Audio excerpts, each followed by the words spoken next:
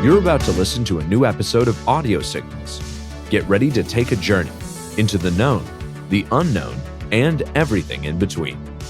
Recorded at no specific point in time nor space, ITSP Magazine's co-founders Marco Ciappelli and Sean Martin follow their passion and curiosity as they venture away from the intersection of technology, cybersecurity, and society to discover new stories worth being told.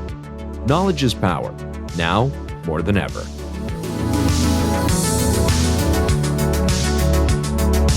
Nintex is the global standard for business process management and automation. The Nintex platform helps their clients accelerate progress on their digital transformation journeys by quickly and easily managing, automating, and optimizing business processes. Learn more at nintex.com. Blue Lava is the first business platform for CISOs to manage their security program. Blue Lava guides security leaders to effectively measure, optimize, and communicate their security program with confidence and ease in one platform. Learn more at bluelava.net.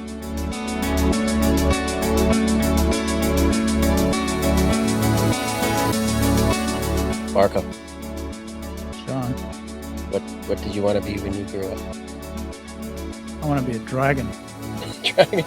That's what I wanted to be. I wanted to be a firefighting dragon. A fireman, firewoman dragon. Wait a minute. Wasn't that a cartoon when we were young, a very long time ago? What was it? I don't know which cartoon. Not Pete the Magic Dragon, was it? I don't know. No.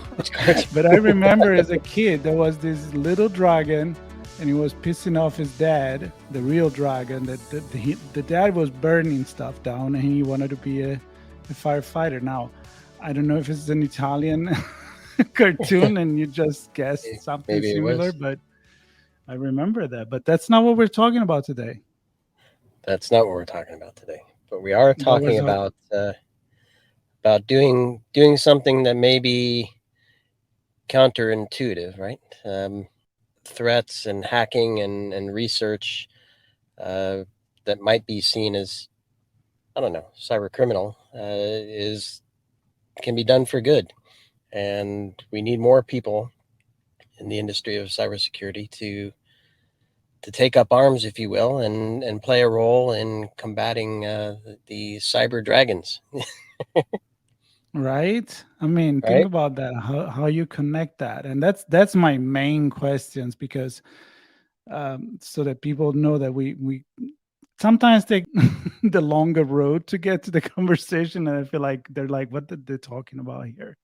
But what we're talking about is actually a book, and it does include dragons and include threat intelligence, or anyway, there is a story, I guess, here on how, in order to understand why dragons are so tricky, you have to study their behavior, and so you have to kind of like become an intelligence researcher, and there is a connection with cybersecurity here, but this is not the cybersecurity channel, Sean.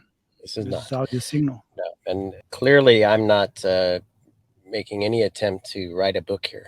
That's not that's not my forte. But we do have somebody on who has written a book, and it is for children, and it is about understanding the dragons around us, so that we can either live amongst them or get rid of them, whatever the case may be.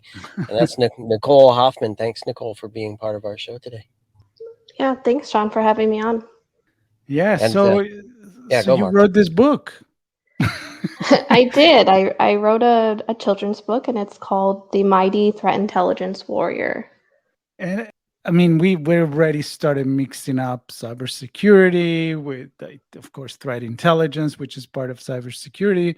But we'll also say this is not really an episode about cybersecurity per se, because a lot of people that are listening to us, they may have kids, or they know people that have kids, and they're like, why should I even read my kids a book or buy my kids a book that it seems so technical already?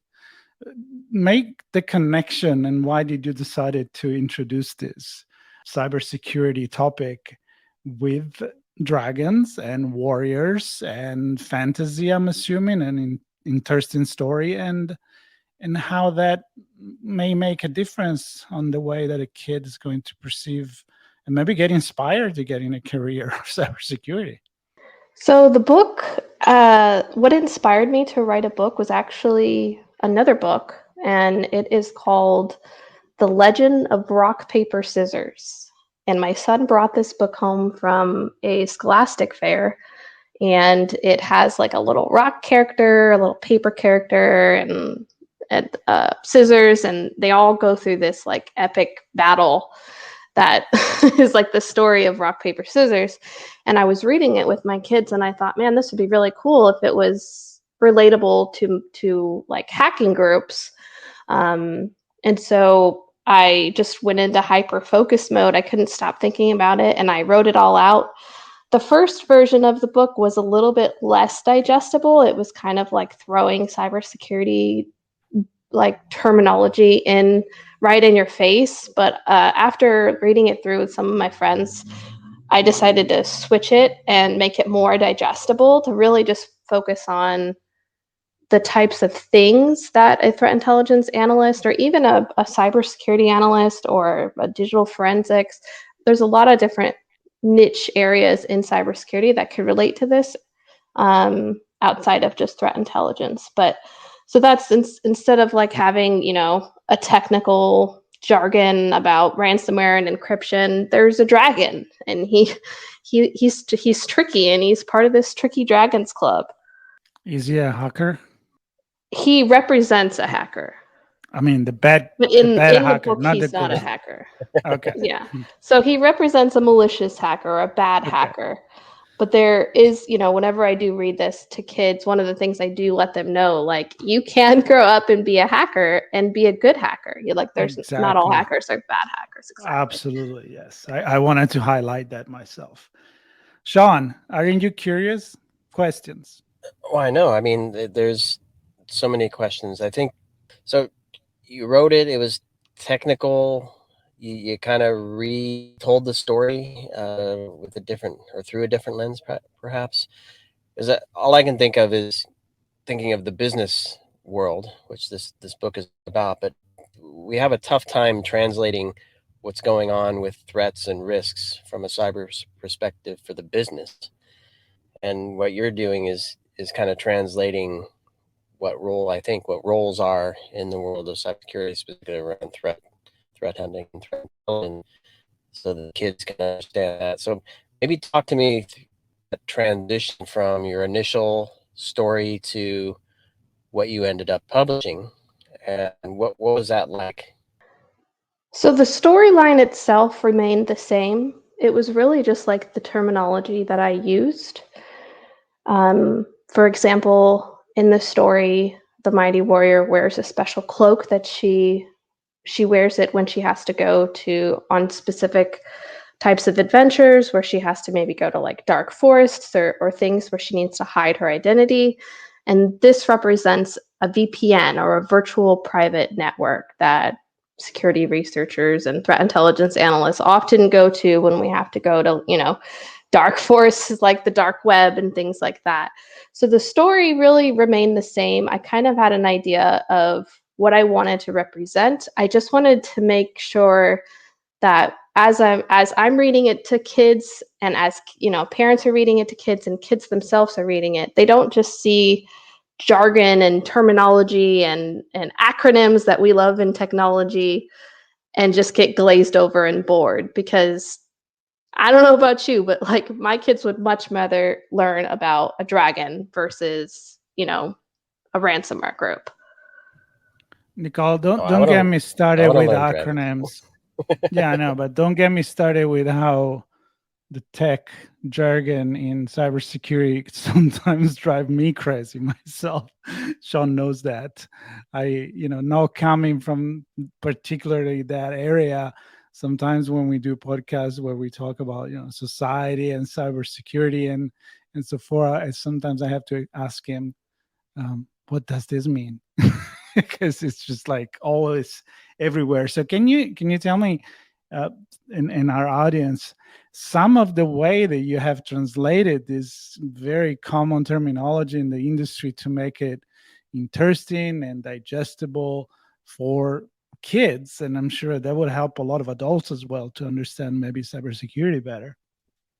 I have to agree with the acronym statement as well, but it is something that is challenging. I feel like as we get more technical, that like communicating non-tech or technical topics to maybe a non-technical audience can be really difficult. And the way that I did it is I tried to focus on the behaviors, like what am I doing, through my day to day. What I tried to look at the core skills that maybe a kid would need to learn, or if you're interested in this core skill, like detective work, if you like solving crimes, looking for clues, that's something that I do in my job. And researching, learning how somebody operates, there's a certain psychology behind it.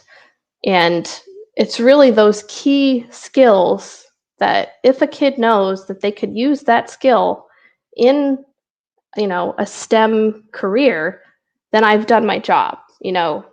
This book is really, my goal with the book was to inspire the next generation of not only threat intelligence analysts, but kids in STEM careers and technology careers, whether that be, in specifically technology, or maybe they want to solve a crime in bioscience. I don't know, but it's really to get kids interested in STEM. And so how, Nicole, do you make the connection to the technology such that a child can say STEM or science or technology is interesting to me? Because I can think of a lot of books that may have had a good story, but then don't necessarily tell me, well, this is a path perhaps that I should take as a career opportunity. So in the book that I do go over the different skills, like I go over, looking for clues at the end of a crime, having libraries with lots and lots of books about different threats that you study. And at the, I don't want to give away the whole book, but at the end of the book, it is announced that the mighty threat intelligence warrior is a threat intelligence analyst. And it doesn't necessarily dive deep into what a threat intelligence analyst is, because this is just the first book. It is going to be a series. As the series goes on, it's going to discuss threat intelligence in more detail. But this one was really just to introduce, the topic, the character, and kind of almost like a I don't want to say like a soft release, but just kind of introducing, the character and the settings and the idea of threat intelligence, but not in a, too in your face type of way. So it's the pilot. Yeah, and it has, it has the word threat intelligence in the title specifically because a kid may not understand what is threat intelligence. The parent may not understand it. So then they're really going to go on that educational journey together. Like, let's look it up. Let's see what that means and what careers might be in that field. And so obviously you mentioned series, so I'm going to go there for a second. I don't want to take you too far into the future, but what I can envision is a series of whodunits, like the stories where kids can see a problem, see how somebody approaches the problem and works through the resolution and the research of that. Is that kind of what you're working on here, is to kind of help them think how to problem solve? Yeah. It is definitely to inspire critical thinking. There's always going to be a problem that needs to be solved. But specifically, I try to make it a problem that a threat intelligence analyst might solve. So something, that's really important for a threat intelligence analyst to know. Sometimes maybe it's a mistake. Sometimes it's something that you need to learn as a threat intelligence analyst. So it's really going to be kind of career focused, but also just, honing in on those key skills, and that problem solving is definitely one of them. Now, I got so excited about the book that I didn't ask you to explain what you do, because people here may think like, she wrote a book about threat intelligence, wonder what she does. Of course, they can do a little bit of analysis here and understand that that's what you do. But tell us a little bit about what you do in life, and then the way that make you think about certain things that you already mentioned, on how the acronyms, or how we don't really explain maybe what we do much in cybersecurity, has been a factor in make you decide to write this book. So I'm going to backtrack a little bit here on your origin story before you wrote the book. So I'm a senior cyber threat intelligence analyst. And what that means is I do a lot of research on different cybersecurity topics, different types of attacks, different threat groups that are carrying out these attacks, as well as analyzing just complex malware and trying to provide prevention tips. And there's a lot that goes in it. But at the core of it, I do a lot of research, a lot of analysis, and a lot of writing. There's a lot of writing in what I do in threat intelligence. And it didn't inspire me to write the book right away, but something that has motivated me since publishing is that there is not a lot of this type of content, not only in technology, but just STEM education in general, that goes into the actual career. There's a good amount in science, but as far as technology goes, when I was starting out in technology, I thought, well, cybersecurity sounds interesting, but I just assumed it was just engineering. I didn't really know about analysis and threat intelligence, and there's so many different niche areas you can go into. And I didn't know they existed. And when I was a kid, the only thing that was really represented to me in the technology sector was coding and robotics and that type of technology. There was never really anything introduced to me that was like cybersecurity based. I kind of had to find it on my own as I got into the field. And I want people to know, you don't have to go down one route. There's so many different roads you can take in technology. Yeah, well, I absolutely agree with you. I think everybody that is in this industry nowadays, way more than maybe 10 years ago, 15 years ago, realized that we need any sort of possible skills in this industry, and the way that people perceive this is definitely different. But what I really like about this, and I'm sure Sean can jump in this because we had this conversation so many times, I feel that this industry and this career, it's really cool. The problem is that we haven't really marketed that way, right? So it kind of like is this coding, not a coding is not cool, but for a kid, maybe, maybe it is not perceived that way. But the point that in your case is a warrior, right? It could be any kind of hero, superpower that kids wants to do. They want to make a better world. They want to fight the bad guys. They want to fight and resolve the problem. So I really like the idea that you're using this kind of narrative to bring it to that. And I don't know, I love your opinion, for example, on how you think that being in this industry for so long, why is it not perceived this way? And why even you had to say, you know what, it doesn't exist a book like this. I'm going to go ahead and write it. I don't know. I think threat intelligence is still fairly new. It's been around for a while, I think more so in military intelligence, but as far as cyber threat intelligence itself, I feel as though the field is still very new. There's still a lot of people and organizations that aren't quite sure what it is and what it entails.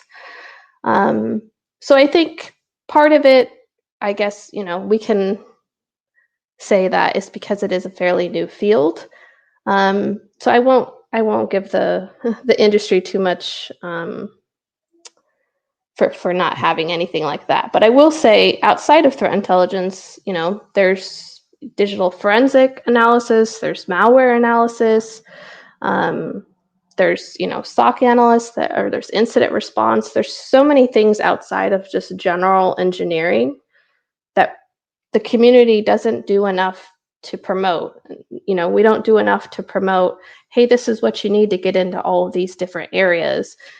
This is the type of degree you should get, or not get.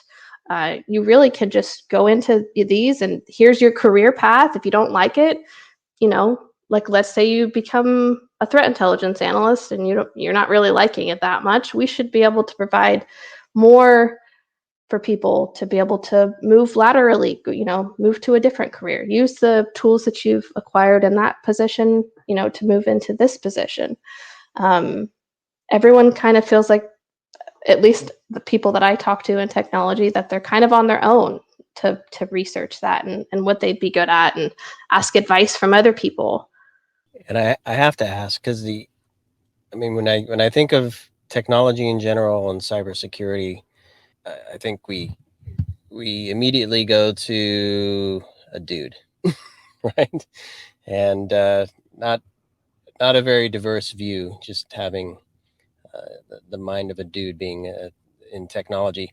And I guess the point I want to make is your warrior is a strong woman, right? And so how does your character start from scratch and then from over time become the warrior that you represent in the story? So I wanted to make sure that the warrior was a woman, because I want to inspire not only women in cybersecurity, but I also want to inspire more young girls to get into cybersecurity and threat intelligence. Because, like you said, there isn't a lot of diversity in the field. And a lot of times I feel as though when a woman is in the field, she kind of has to be a warrior. She has to be a strong warrior because it is kind of a male dominated space. And, I wanted to show that not only can, the woman be the main character, but she can also be really good at it and be strong and relied on and be a really strong role model. I don't know why that word was hard to think about. Well, but yes, I love that I we're wanted her to laughing, be a and role model. I love that. And I know Marco probably has a question here, but I'm curious because we had a nice little chuckle there, and you, in the description of the book, it's whimsical. Can you describe? I'm sure there's probably some words in there that make it whimsical. Maybe it's a scenario or a situation. Maybe it's the drawings or the illustration. What can you give us an example of what makes it fun and whimsical? I would say it's definitely the drawings, but also a little bit the characters. So this is a complete fantasy world where, there could be animals walking upright with clothes on, with, with just small, like when you see cartoon characters and they just have like a little shirt. So it's completely fictional and it doesn't really follow any rules that you would see in like a traditional nonfiction book. And it also has just some really fun, I won't give it away, but it has some fun characters and a little bit of humor towards the end. And it kind of opens up the world of the Mighty Threat Intelligence Warrior for the second book, which is going to have loads of different fairy tale type creatures. Well, I love that because I'm all about that. I'm all about fantasy and sci-fi and story that sometimes are even nonsensical. But in this case, you just push the reader, I'm assuming, to be analytical in a certain way, but in a also very funny, entertaining way. And what I'm curious to know is, because you told me and you just said it as well, it's very much based on illustration together with your writing. And I'm kind of curious to know the relationship that you have with the illustrator. is it someone that has experience in the same field, or it was more like you giving a lot of direction and leaving, maybe more a creative approach from someone that is not in the industry, that could be a plus sometimes when you're not too involved in a topic to start with. So what's the relationship there? So the illustrator, her name is Charanya Kalamegam, and I hired her to do the illustration based on she has some of her own books that are available on Amazon that she has written and illustrated herself. However, she's not working with a major publisher and things like that. So she's very much a freelancer. And this was my first book that I wrote, and I actually published the book myself. I formed my own publishing company to publish the book. So, I don't have, tens of thousands of dollars to pay, a well-established illustrator. So it kind of worked out really well for what I could afford. But I couldn't have expected how well she just rolled with it. She's not in the technology field, so she's not aware of, the typical like hacker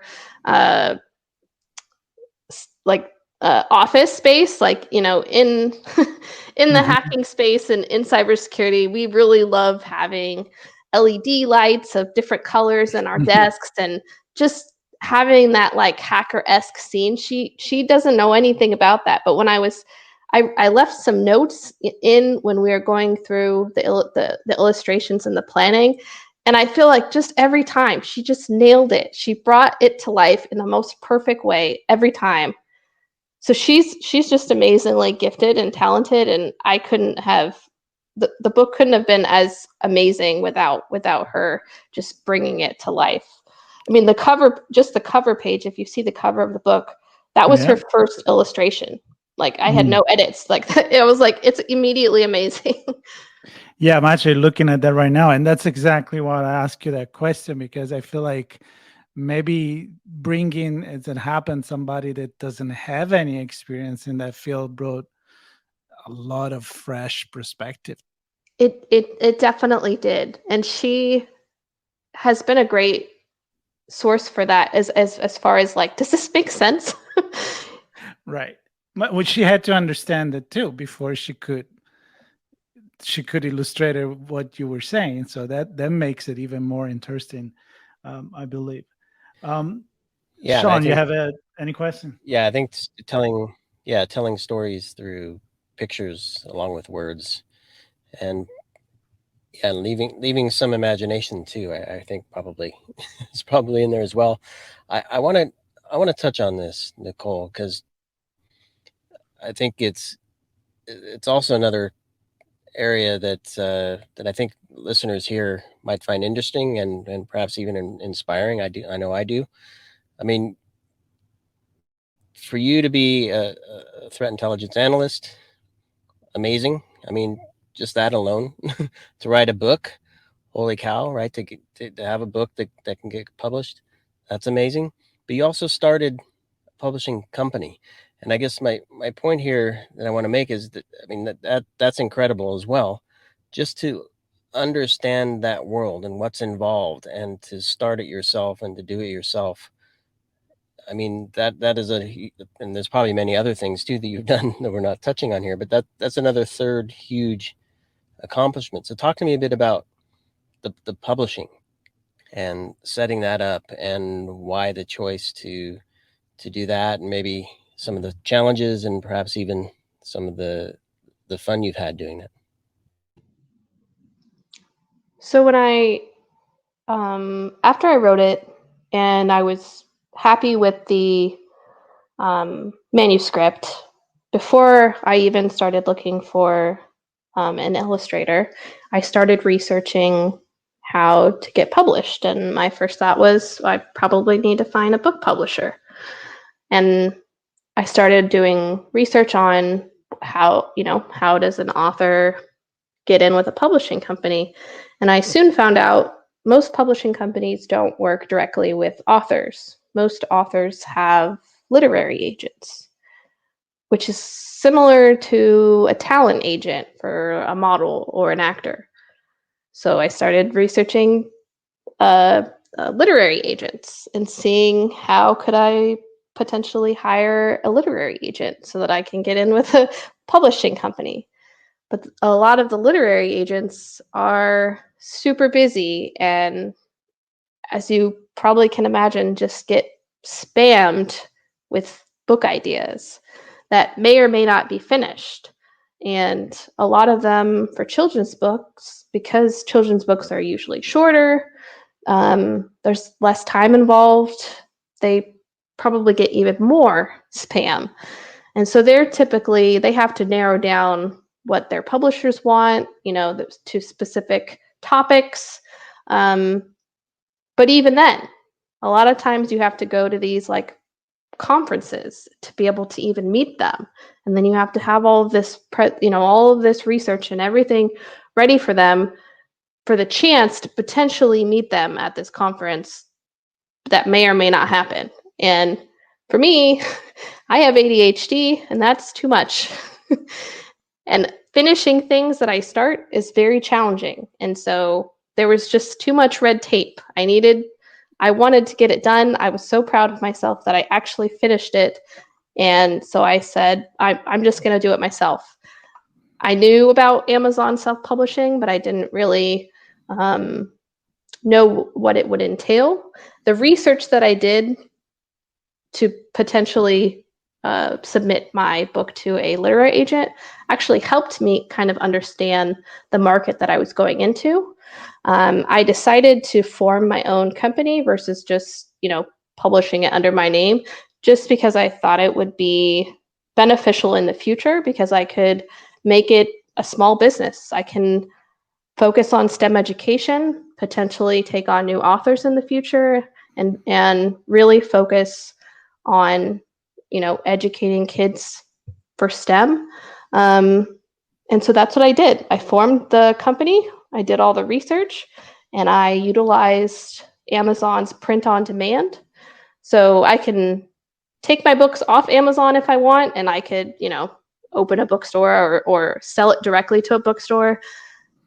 But it doesn't make sense for me because Amazon has amazing shipping, and the cost of using Amazon is free. So that was the best option for me, and it's worked out really amazingly, especially since Amazon is international. So my book is in people's hands that are in Germany and Australia, and things that would have taken me a lot more time to try to figure out the logistics of. And so I'm happy with the decision that I made, and I'm happy that I was able to cut through all that red tape and just do it myself and show others that they can do the same thing. It's not too difficult. I lost count of how many times research was used there, because every problem it's her job, took the Sean. time to That's her job. But I think it should be everybody's job, regardless of what you're trying to accomplish. No, I mean, know, there was a vision there, and she researched to achieve that goal. And I think it's cool. It's inspiring. I think it's inspiring for other people as well to just say, you know what, I have a brilliant idea. I don't want to deal with the people that are probably going to say no to a million things, and just go ahead and do it. It tells how much she believes in it. And Nicole, very quickly, the feedback so far. I mean, you mentioned is all over the world. I'm just curious to know if parents had shared with you stories about their kids reading the book and maybe envision a future for them or a love for STEM that they didn't know they have. Any story you want to share about that? I have had several people reach out, and it's humbling every time. Every time someone sends me a picture of their kids with the book, or I have coloring pages on my blog, and so sometimes people will print them out and they'll show me like what their kids colored, and I've had individuals who live international who have translated the book because it's only written in English right now to their kids, and their kids have loved it. And a lot of people, like I said, that aren't necessarily threat intelligence analysts, but are in the field of cybersecurity in some other area, have also said, hey, I've been trying to explain to my kids and my wife, or my husband, what I do for a long time, and this just explains it so perfectly and in such a digestible way. That's impressive, because I think a lot of people, like I said before, they need to digest the entire industry. So that's exciting. Before we end, and my last question will be, what comes next? So what other adventures the warrior is going to have? You mentioned in the publishing, I'm very captivated by the way that you decided not only to make the publishing company to be able to publish your book, but also to eventually pick up other authors that may do something interesting. And I'm curious to know if you have already opportunity to talk to someone about this and use your publishing experience and company to do so, or what would you like to be this new business? I mean, some example of what you envision from other books to be. I'm assuming still in the STEM area, but anyone on the radar to write with you, or ideas for those that may say, hey, you know what, I just started the podcast, let me get in touch with Nicole because I do have an idea. So I don't have another author yet, and I don't know for sure if I will. It's something that I'm open to. Okay. I might also think about interviewing people in different STEM careers and then kind of authoring the book based on them and there might be, the mighty, not, like their mighty cardiologist or, something.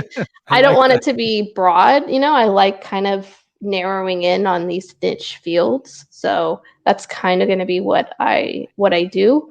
And as far as my book, it's going to be a very long series. I have multiple already written, so that part is super exciting for the next few years.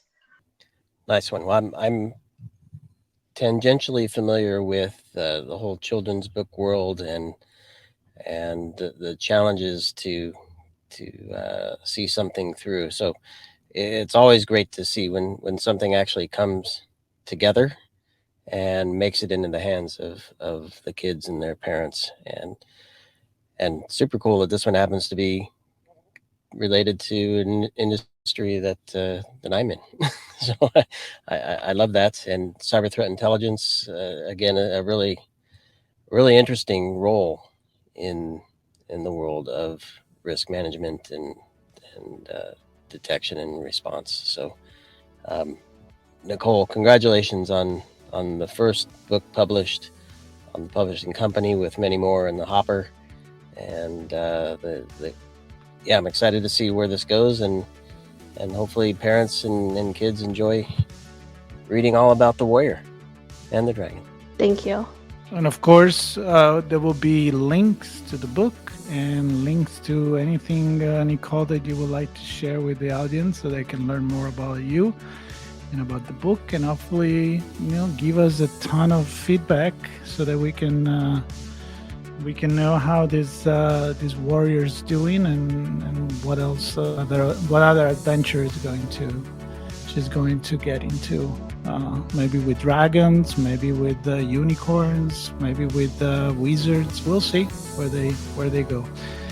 You're welcome, of course, to come back next time that you have a book out there and share more stories with us. We're always open on Audio Signals to promote books, and especially if they're inspiring kids to come into the STEM and just maybe picture a future that until they read the book, they they didn't even know was a possibility. So thank you so much for that. And thank you everyone for listening to another episode of Audio Signals on ITSP Magazine. Blue Lava is the first business platform for CISOs to manage their security program. Blue Lava guides security leaders to effectively measure, optimize, and communicate their security program with confidence and ease in one platform. Learn more at bluelava.net. Nintex is the global standard for business process management and automation. The Nintex platform helps their clients accelerate progress on their digital transformation journeys by quickly and easily managing, automating, and optimizing business processes. Learn more at nintex.com. We hope you enjoyed this episode of Audio Signals. If you learned something new and this podcast made you think, then share itspmagazine.com with your friends, family, and colleagues. If you represent a company and wish to associate your brand with our conversations, sponsor one or more of our podcast channels. We hope you will come back for more stories and follow us on our journey. You can always find us at the intersection of technology, cybersecurity, and society, and some even beyond that.